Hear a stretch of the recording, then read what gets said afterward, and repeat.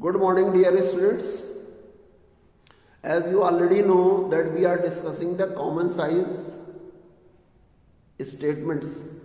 In the common size statement, yesterday we discussed the common size balance sheet, where one figure of the liability was being compared or related in terms of percentage with the total of the liability side, or one figure of the asset side was being compared with the total of the asset or being related in terms of percentage. Today we have discussed the common size statement of profit, or common size you will say income statement, because there are two common size statement, common size balance sheet and common size income statement. So when we say common size income statement, it means we discuss the common size statement of profit and loss. So in case of common size statement of profit and loss, what do we do?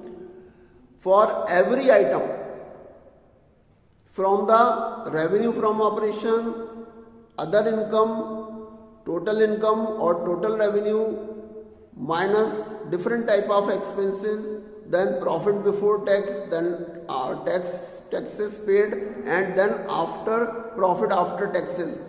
Whatever figures we are going to show in the statement of profit and loss, that is being related with the revenue from operation. So in common size statement of profit and loss, every item is being related or being compared in terms of percentage with revenue from operation. For example, first of all we used to write revenue from operation, then we write other income. So we will see other income is what percentage of revenue from operation. Then after adding the other income, we come to know total revenues. Total revenue is also being seen with the terms of revenue from operation. Then we subtract the different expenses like cost of material consumed. So we will say cost of material consumed, this item is what percentage of revenue from operation.